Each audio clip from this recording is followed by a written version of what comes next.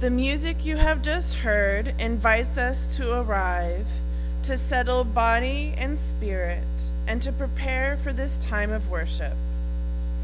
As an act of care for those gathered here and those joining us online, please silence your devices so that we may share this time in presence and connection. If you are visiting today, you are invited to fill out a card from the seat back and return it at the welcome table or in the offering plate, so we may extend our welcome to you.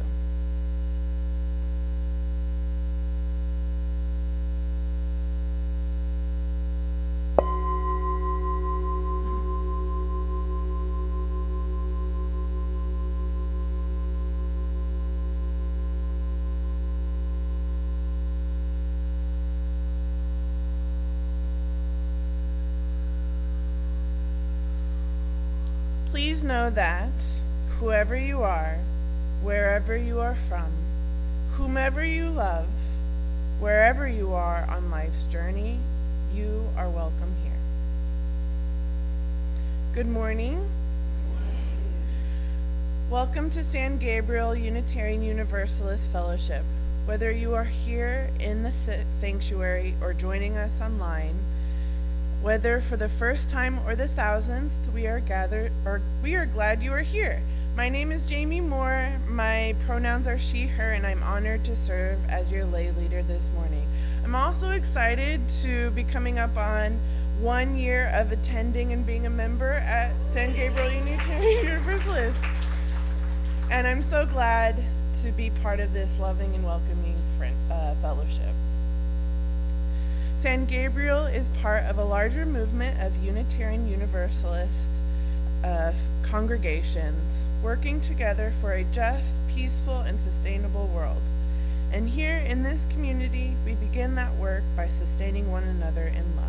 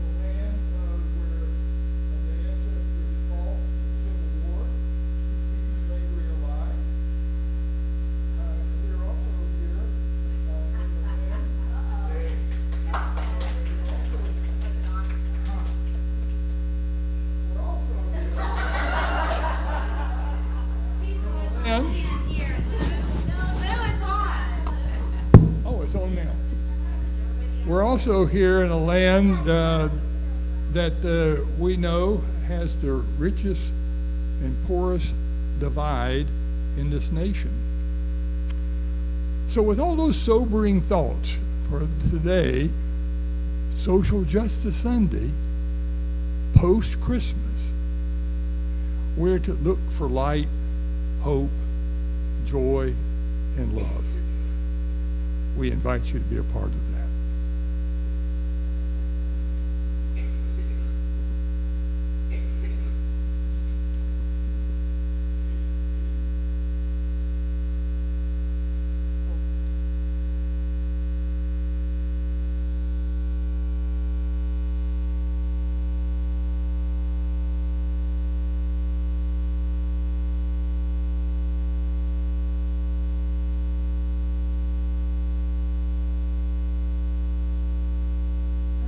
never used one of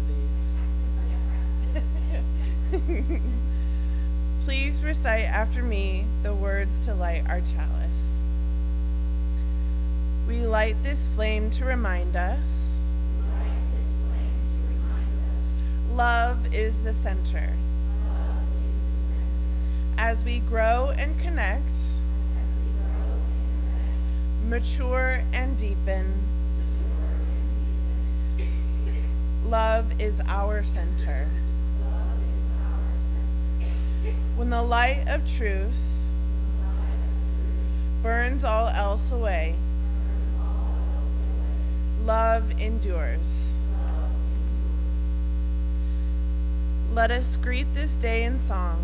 Our calling in song is In the Bleak Midwinter, number 241 in the gray hymnal. The lyrics will be projected. Please rise in body or spirit as we join our voices to welcome the day and one another.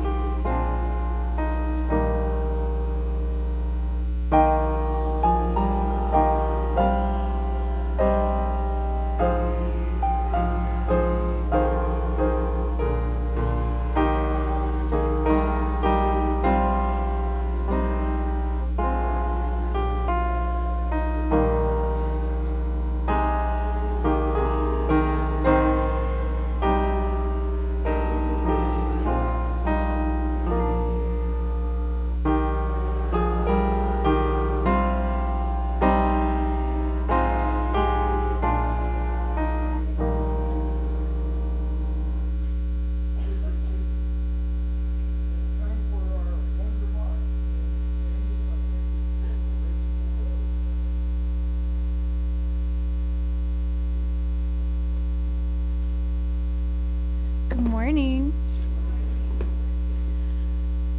As you know, every Sunday we look in our Wonder Box for a clue as to how we're exploring our theme of the month. Our theme this month has been choosing hope, and we've been using that to explore all the different light traditions of the winter season. Let's see what's in our box today.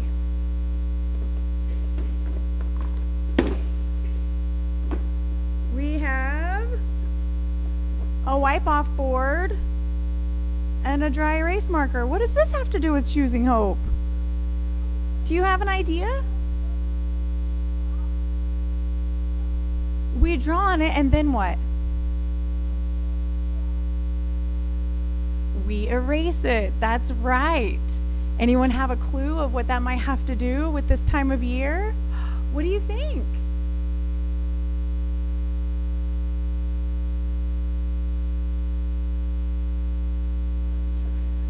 Well, we do have a holiday coming up in a few days, and it's New Year's Day. And I know. And we're going to move from 2025 to 2026. Exactly. And a lot of times in the new year, we think of ways that we would like to better ourselves by making resolutions. And then next week, we'll have our fire communion, where we take time to reflect on things we want to let go of from our life or what we're dealing with in the moment, and take times to burn that. So just like we can choose to write things on a white erase board and erase them and make it new. So what's something that you would like to erase? Omar?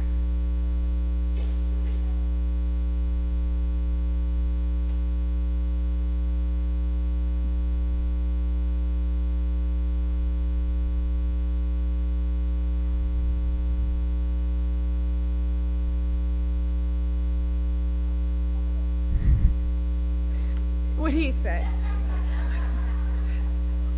Let's just say I want to let go of scrolling on my phone. I can write scrolling and then erase it, right? I feel like you were talking about a squabble with your friend. Is that? Oh, well, we're going to grow up from being a baby for sure. Yes, sir.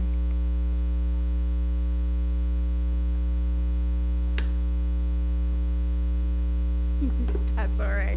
That's our theme for today. We're going to read Squirrel's New Year's resolution and make hope journal covers today for the new year in the little house. So may your song be our blessing as we move to the little house to explore it further.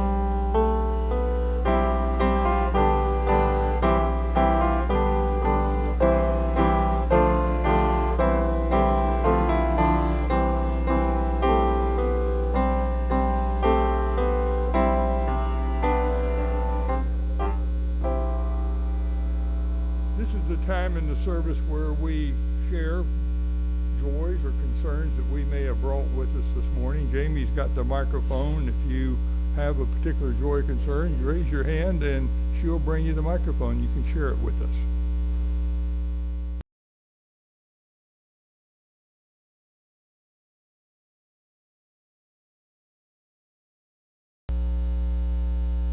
We've brought a lot with us today, many joys. Some of us probably have some other deep concerns in our hearts as well. We hold those dearly today as a way of expressing our confidence, our hope, our faith, that something moves beyond us, within us, and above us. That's our hope that we bring with us today. I am reminded this particular day, post-Christmas. This is post-Christmas. Of the words of Howard Thurman, a well-known African-American pastor for years.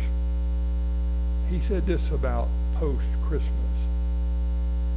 When the song of the angels is stilled and silent, when the star in the sky that they followed has disappeared, when the kings and princes go back home, and when the shepherds are back with their flock at night, the work of Christmas begins. To find the lost,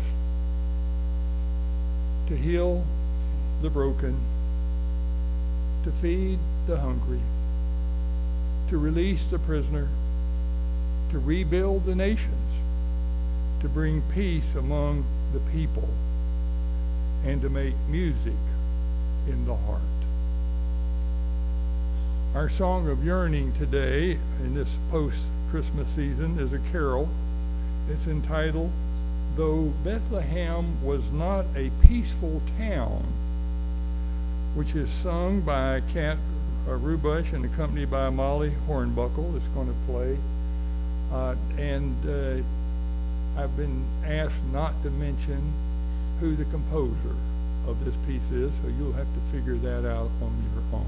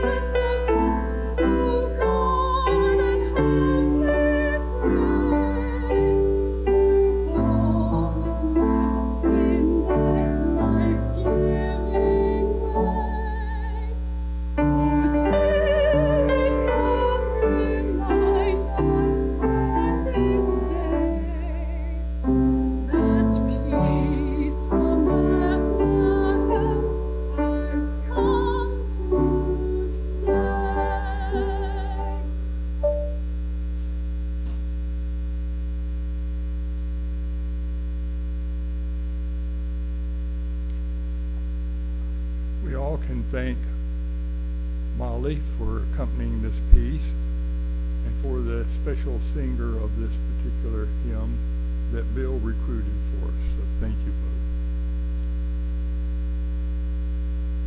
So here we are post-Christmas. Now what? Moving rapidly toward a new year. When I was fresh out of seminary, feeling empowered by this liberal theological education I had received, I decided my very first congregation needed to hear a challenge to what I had learned was traditional Christian mythology about God becoming somehow incarnate in a human person on earth, supposedly born several thousand years ago, laid in a little manger in a little small backwater town called Bethlehem. So I was armed with now my historical, critical study of the Bible, and I wanted to liberate my congregation right out of the seminary from having to believe in some fanciful biblical story that I had heard from childhood about this virgin birth and so these strange men following a star somehow up there in the universe, a particular one to a particular place on earth, and shepherds out in the fields hearing angel choirs singing about God being born in the world. So I preached a Christian sermon in which I suggested that Jesus is Christianity's Santa Claus.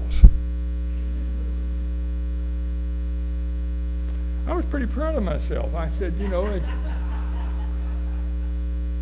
this is really kind of a fanciful, creative story, actually.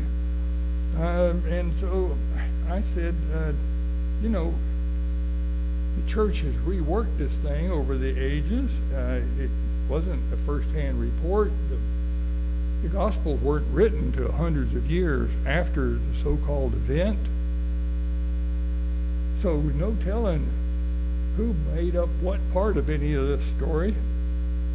And to make my point, I think, about this, I pointed out that churches have making a claim for 2,000 years about Christmas bringing joy, peace, hope, and love into the world. And I said, even though I like singing those traditional Christian hymns, my theological yearning for truth forced me to say in that sermon, do we still believe that? That love, peace, and joy came into the world in a dramatic and life-changing way 2,000 years ago in the birth of Jesus? Can we still believe that with all that's going on in the world today? So I thought my congregation would benefit from hearing this spiritual honesty in the pulpit and would join with me in making some kind of reassessment of what Christmas story was all about. And at the end of the service, I left and went to the door, and congregational members were coming out, and I was shaking hands and thanking them to be there.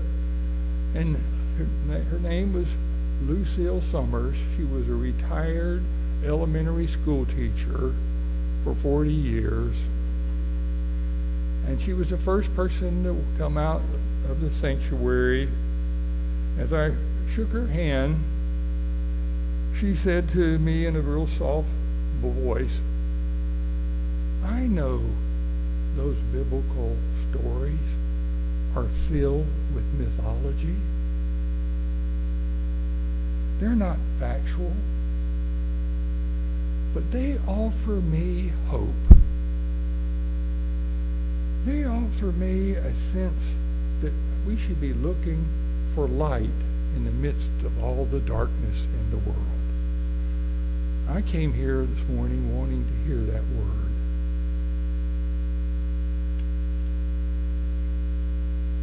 I learned that day that my job, the preacher, even this little small church in Virginia, was not to straighten out my congregation's theology.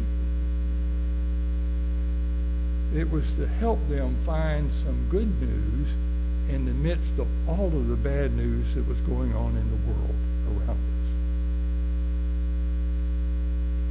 I have learned since those days, early days in ministry, that all of us, me included, live on the basis of some narrative, some story that we live by that helps us navigate through life. Dan McAdams, he's a noted psychologist at the Northwestern University, has written extensively about the power of narrative psychology and the development of what he calls life story model for human identity. In a little book he wrote called The Stories We Live By, Personal Myths and the Making of the Self, McAdams and other social psychologists suggest that most of us adopt or create stories aimed at helping us understand ourselves, helping us to integrate all of our experiences in life together into some belief system, and to really find meaning and purpose. We do it through stories. They have found that the stories we tell ourselves answer the fundamental questions. Who am I? How do I fit into the world? Where is life going, if anywhere? And we use the personal narratives to establish, they say, a continuous sense of identity about who we are over time, linking our past, linking the present, and even shaping the future. And what they have found in this so-called psychodynamic research is that humans use this storytelling, story-developing strategy for coming to terms with all kind of complex changes and challenges in life. These narratives provide a framework, in other words, for making sense out of reality. And the personal stories aren't just descriptions. They actively shape our thinking, our memories, our decisions, and our behaviors. And perhaps the most interesting part of their discovery and their research is that personal narratives exist within the broader world of other stories. We have to integrate them with other people's stories as well. And they're influenced by cultural and social norms, by family dynamics, by interaction with other people who have different stories. And we develop kind of a shared cultural story as a model, and sometimes an inspiration for our lives. I'll give you a prime example of someone who uses stories pretty effectively. His name is President Donald Trump. He paints a heroic story that he wants everybody to buy into to make America great again. You know how the story goes. It's the manifest destiny of America, not only in the Western world, but in the total global society. It's for certain people with a certain ethnic or racial background. As someone born in the Deep South, I learned early on in my life a Southern narrative. Anybody here learn a Southern narrative? I did. Some of you may know that narrative. But it started about overcoming hardships and defeat during the Civil War. That was the genesis. But with the conviction that one day the South will rise again. They told that story over and over for generations. And I grew up hearing these Uncle Remus stories that were thought to pass on traditional wisdom for living in the world. All the while they were perpetuating racial stereotypes. We live here in Texas, which has developed a storehouse of heroic narratives about the virtues of the Lone Star State, from the Alamo to Spindletop, to make us proud of living, I guess, in one of the most economically unequal states in the Union. Unitarians and Universalist communities have created our own distinctive faith narratives that shapes how we understand and live out our particular religious values around other religious traditions and values. I saw an interview recently with a documentary historical filmmaker. You know his name, Ken Burns. He's just recently produced a new set of films about the birth of America, about the Revolutionary War. And he said it describes how our nation was predicated on the ideas of freedom, liberty, democracy, serving the common good. But he's quick to say, even while these ideals were not inclusive at the beginning for indigenous people or slaves or women. From what we know about Jesus, Jesus was a storyteller. That's interesting. He didn't particularly preach propositional sermons. He told stories. It's a way of getting people not only to listen, but to understand. Parables, they were called, to make a point. The author, Loyal Rue, argues in Everybody's Story that traditional religious myths once gave people a shared sense of identity and even purpose. And he suggests that without a common worldview and without some of these shared narratives, societies risk moral confusion, cultural division, ecological destruction, because people no longer see how we fit into a larger scheme of things. Rue even goes so far as to propose that we need to replace some outdated supernatural myths with a new universal story, he calls it, and he wants it to be scientifically verified narrative about a cosmic, biological, and cultural evolution. I came to appreciate the power of the story when I first started out in ministry, how important they are. In my early years as pastor, I had difficulty. You don't have this difficulty, I presume, but I did, hearing criticism. I was very sensitive to people pointing out a mistake or a failure on my part.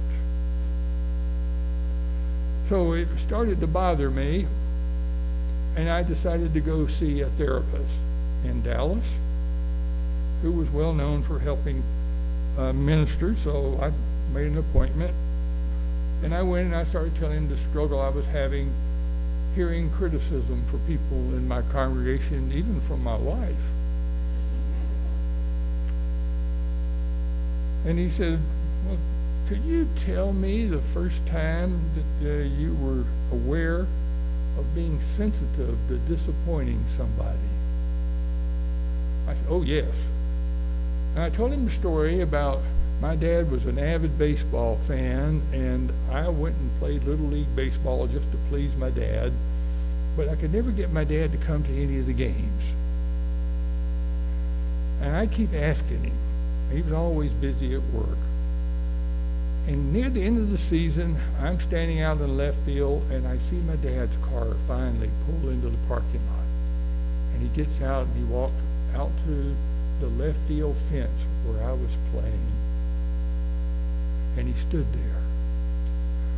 I was so excited. He finally came. As we got near the end of the game, we had a one-run lead. We were holding on to it desperately. And one of the batters for the other team hit the ball, and I could see it coming out my way, and I ran as hard as I could. It was foul, but if I caught that, it would have been out, and we would have won the game. And it just nipped my glove. I go back out in the field. A minute later, the next batter, hit the ball. I could see it rising in the dark sky, and I went, oh no. I just turned and ran as hard as I could to the fence. And when I turned around and looked up, here comes the ball, and I leaped up and I caught it in the web of the glove. It was out. We won the game. My teammates were ecstatic. I ran in with the ball still in the web of my glove, and I went over by my dad and said, what do you think about that? And he said, you should have caught that foul ball. And the therapist said, well, I can see why that's a painful story about dealing with disappointment in your life. That's kind of haunted you. do you have any other stories about your dad being proud of you? And I thought, I said, well, yeah, I do. I remember when I was 12 or so, my cousin Billy, who was a year older, got a BB gun for Christmas. And I wanted a BB gun. I was fixated on a BB gun. Christmas was coming. I told both of them what I wanted, and my mom said to me privately, she had talked to my dad, he's not going to get you a BB gun. He's worried you're going to be killing birds and shooting somebody's eye out. You don't need a BB gun, he said. I persisted. I didn't get a BB gun that Christmas.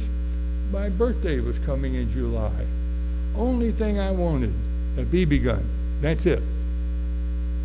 My mom said, you better think of something else. I said, nope, that's it. That's all. Birthday came, no BB gun. I kept chewing on that for a long time, and the next Christmas came, and we always went to my grandmother's house to celebrate Christmas. And we opened all the gifts, and my dad said, oh, wait a minute, there's one more. It's in the trunk of the car. He gave me the car key. He said, go get that last gift. I went out, opened the trunk, the long box. I thought, oh, he got my mom that electric broom she wanted for Christmas. I carried the box in, I handed it to my mom, and he said, no, that's for you. I opened it up. It wasn't a BB gun. It was a .410 shotgun. And he said, I think you're at the point now where you can handle this gun properly. We'll go out and learn to shoot it.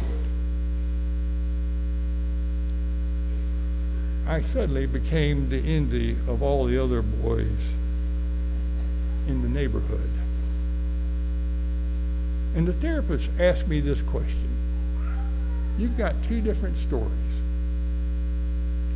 One about disappointment and failure, and the other about being recognized and affirmed for who you are and your worth and your trust. Why is it, he asked me, are you holding on to that one story about failure more than you're holding on to the other story about being affirmed and being recognized as being responsible? I had to think about that for a long time. I made a decision. Maybe I need to let go of the negative story and hang on to the positive one. Have you ever found yourself hanging on to old disappointments, old resentments, old guilt, old failures, old misgivings, instead of focusing on the affirmations, the praise, the achievements, the blessings that you've been given? Why do we often pay more attention to the criticisms than we do to the affirmations that come our way? Mrs. Summers gave me a valuable lesson about what narratives we should listen to and to hold on to deal with the dark days that we live in. Most of us know full well that the world that we live in overflows with conflict and resentment and anger and unending suffering, habitual violence. The news media bombard us with that every day. We hear about the destruction and the death in Gaza. The same with the unrelenting Russian bombing of Ukraine, the devastation of poor countries from typhoons and earthquakes, reports of gang violence, sexual assaults, starving children, unmitigated diseases, and human cruelty. Don't they provide us with enough adequate proof there's darkness in the world? Sure they do. As most of us know, the Christmas season represents a cultural moment when we are really invited to ponder these mythical, religious, and spiritual values that Christians believe are vital to creative living. Given that Christianity has been the dominant religion expression in America through the ages, this guiding religious narrative claims that life-giving compassion entered the world in a dramatic way in the first century when the Roman Empire controlled the lives of all the people in that time with its military power. This religious narrative about the power of self-giving love, the power of forgiveness, the power of grace took hold for, unexplainable reasons perhaps, and spread throughout the whole Western world, shaping diverse cultures and subsequent empires for both good and sometimes for ill. At its best, let's look at its best. At its best, the narrative asks us to believe that love, joy, peace, and hope continue to exercise real power in relationships that we have in this world, in positive ways, in ways that can overcome the darkness of fear and destruction and death that we know is in human experience. 2,000 years later, we have to ask, does those stories today really matter? Can this type of compassion, this type of justice that Jesus was believed to embody and proclaim, can it overcome the darkness that fills so much of the world today? Or is it just a sentimental break in a world that still lives on the basis of dominating power, unsustained greed, relentless violence and warfare, and massive injustices? In other words, is the Jesus narrative nothing more than a feel-good Christian Santa Claus? You'll have to decide. Several weeks ago, I came across a statement about Christian beliefs by a New York Times columnist. He said, "Christmas itself is an argument for religious belief. Here's a story about a profound and magically seeming event, the obscure birth of an infant in the province of the powerful and cruel ancient empire that radically redirected 2,000 years and counting of human history, that introduces a value system into the world that has been so powerful that even non-believers haven't been able to shake its influence. And yet it's also an event, according to Christian believers, that happened only once and happened by God's apparent design, with only a few chosen to see the fullness of the miracle." Do you have to accept that historicity? Or can the power of division be enough? Don't misunderstand what I'm trying to say. Philosophers, psychologists, politicians, poets all suggest that most of us live on the basis of some spiritual narrative that we try to build our lives around to overcome the destructive influences of personal self-indulgence, unbridled self-interest, the economic belief in the scarcity of adequate resources for everybody that creates competition, the winner-take-all attitude in politics in our sporting system, and deep-seated fears of being dominated by others. These are some of the most powerful narratives that we confront today. And there's plenty of evidence for believing they dictate the world more than love, joy, or peace. So here again, in this season of light, we're being asked to consider anew this age-old narrative about the power of compassion, generosity, forgiveness, and hope to overcome the darkness that fills so much of the world. I'm reminded always at this time of the year of this song, "Do You Hear What I Hear?" which invokes the heart and mind to consider the depth of the narratives that we seek to live by. And this narrative song ends with an affirmation that a child will help us see the goodness and the light. So how would you describe the narrative that you live your life by?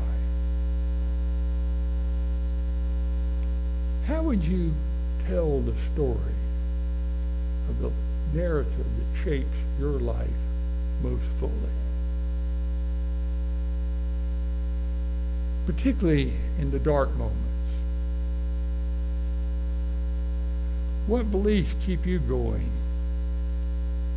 in a world filled with so much conflict and pain and suffering? I want you to watch a little story. It's a narrative that I heard recently that inspired me to consider, once again, where do I see the light in times of darkness?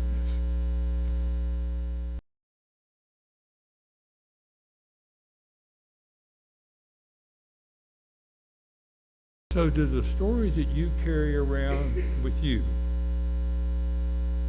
provide you with encouragement, with hope, with joy, with some assurance about the light of love and kindness outshining the darkest nights and darkest days of the soul?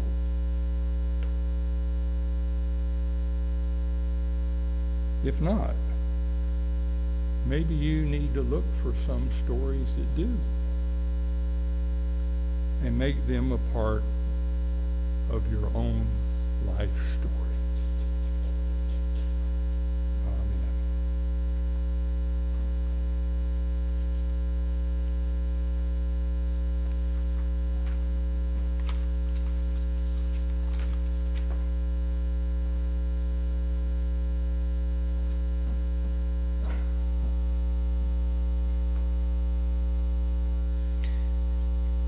Each week, we give an offering to sustain the spiritual home and to support the work of our fellowship. Today's offertory music is "Oh How Joyfully with Joy to the World" by Gene Olson.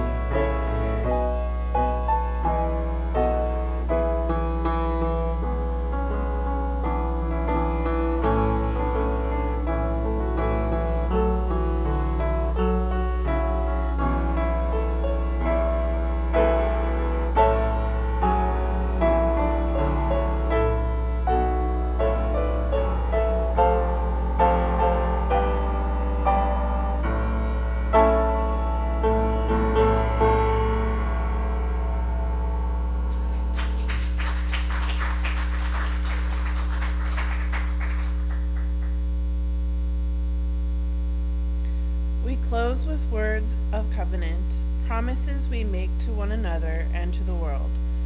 Let us share them together in a unison reading. Love is the spirit of this community. Truth is our sacred quest. Justice is our prayer. We dwell together in peace. We seek wisdom and freedom. We serve life and fellowship. We grow in harmony with the sacred. Thus do we covenant with one another. Our closing hymn this morning is number 190 in the Great Hymn Book, Word to be Protected. We want to try to read in the book, Life of Angels and the Nation. Maybe it will inspire us to look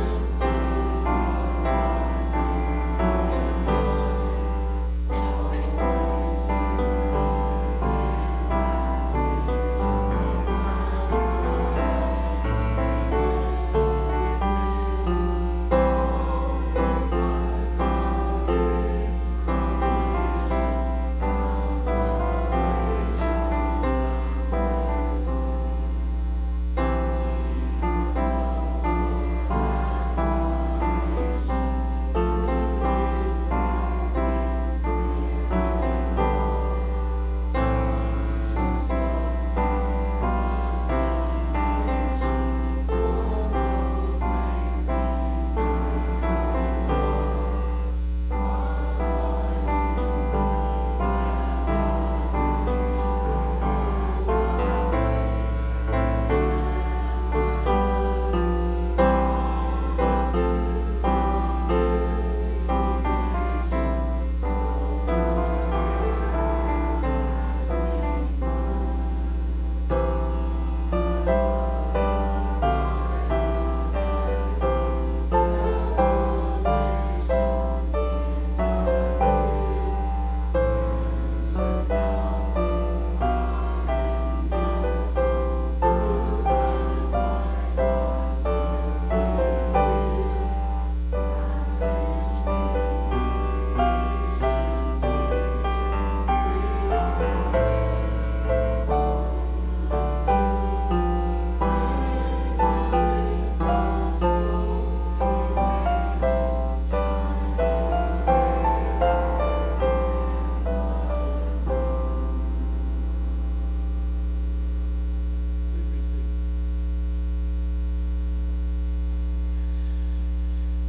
Please recite after me the words to extinguish the chalice.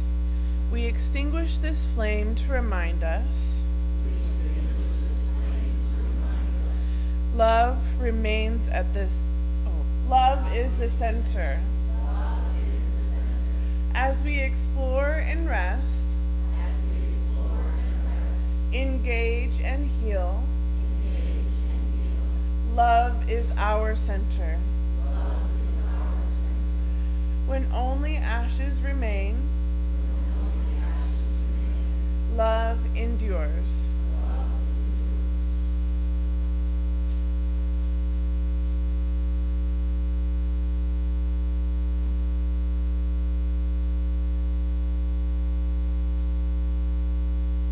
Thank you, Jamie.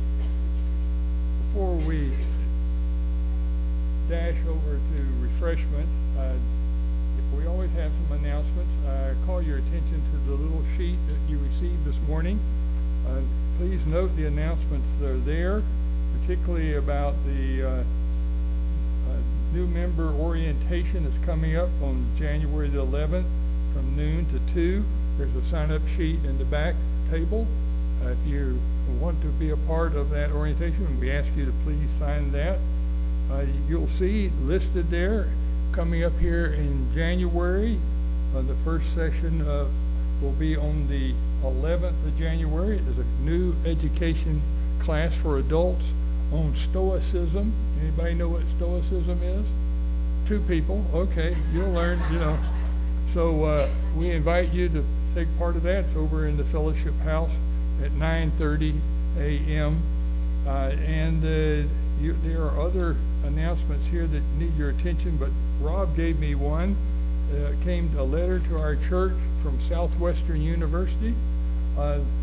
There's a large selection of grand pianos, baby grands, vertical upright pianos, hybrid pianos, digital pianos, violins, violas, and cellos are now available. There's an event coming up here if you're interested in purchasing one of those.